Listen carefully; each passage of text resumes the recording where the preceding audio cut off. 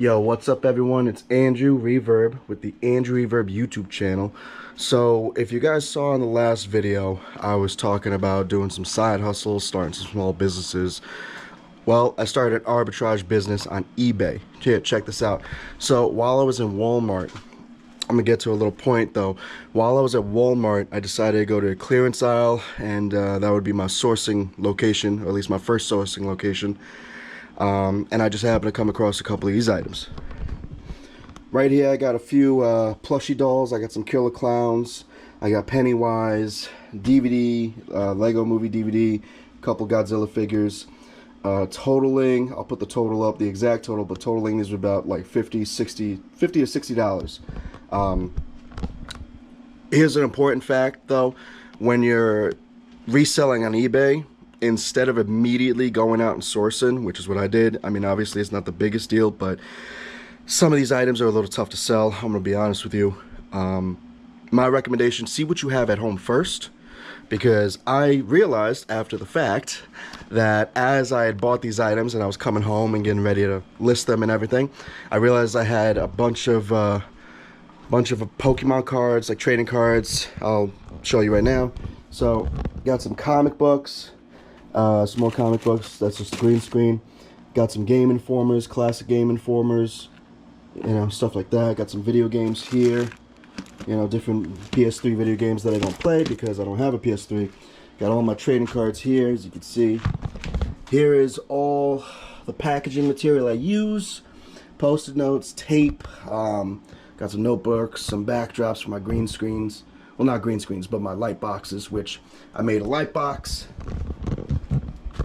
Here's a light box. I made this. I made that out of cardboard and some paper sheets and just poster board. Very simple. I even got some backups right here. All that. Luckily, I didn't have to buy most of those. I got those from my job before I was laid off. I picked up a few of these that they didn't need. Eventually, I wound up upgrading. So I got some bubble wrap. But then I do have this mini light box that was purchased. I also got this table clamp, tape dispenser. This is where I photograph all the items. That is the thermal printer. Here's all the cards. And then that's my setup. I know it looks crazy. You know, I currently live down here. I'm also working down here. I do everything down here while simultaneously trying to renovate this place.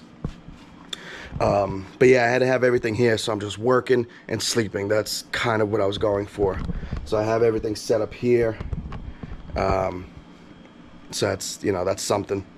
And then I got all the shipping. When I take the orders from there, I take the orders, everything comes up there. I then photograph items when I'm batching, you know, usually either photograph or before or after. Then I prep them over here. This is the prep station with all the packaging material. Here's something that I learned though. So when you're reselling, like I said, it's definitely good to find stuff that you don't need anymore or don't have a use for. Resell those so you're not spending money immediately, especially if you're someone like me who's just starting out as a small-time reseller. The other thing too is, here's something. So when I first started listing, I listed a few items just to begin, just to kind of get my feet wet. The first item that sold, I will put it right here.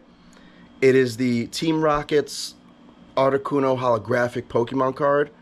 That was like the first item I listed, and I believe the same day it sold that for about $280, which was great. But something that I learned with that is when you're selling specific items like these, it's kind of difficult unless they're very specific, you know, because people, when they go on eBay, they're trying to find something for a collection, and, you know, not to say that's not possible, but just saying from what I've noticed, it is kind of difficult. So that was the first real big sale that I had. I was really excited.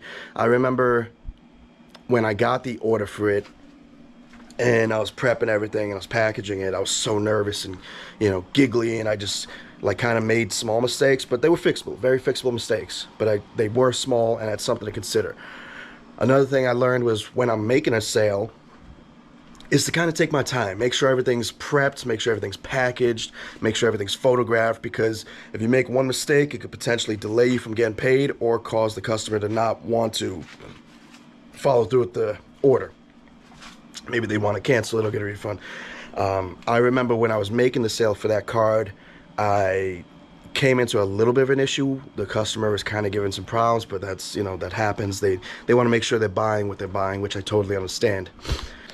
Another thing I noticed was, like I said, when you're selling trading cards or comics or games, they got to be kind of specific. I've noticed the things that sold relatively quickly, besides that card, was a few other holographic high-end Pokemon cards that I happen to have in my collection. I wound up selling one game. And then I'll show you in another video, like, my whole final results, everything there. But for now, that's kind of where we're at. Something else that I've learned, when you're reselling on places like eBay or anywhere else, it's fine to sell. Like, if you want to sell fast, sell quick, because obviously you can get more items and resell. But sometimes, depending on the items, at least for me, and look, people could disagree, this is just me personally, I'm not telling you how you do your process, but I could have probably stayed a little firmer on, because originally I listed the card that sold the fastest for about $325. Could have probably gotten 3. Customer came with $275, settled on $280. So yeah, there's a point you could kind of stand firm on a price, but look, nonetheless, I was able to get a few more sales, so it's not a big deal. The other thing too is, like, not only check items in your own inventory that you might already have, but I went to Walmart and I hit the clearance aisle. You could go to other places. I think a thrift store probably would have been better for the amount of items I got. I probably spent about $50, $60. And that's not even including the packaging I also purchased. I did get some packaging along the way. Something to keep in mind, though, when you're buying personal, because at the same time I was buying some personal items, when you're buying personal items or when you're buying stuff for your business, best to keep them separate for later purposes. When it comes to, like, tax season, you want to make sure everything's easily attainable and that you can kind of calculate faster.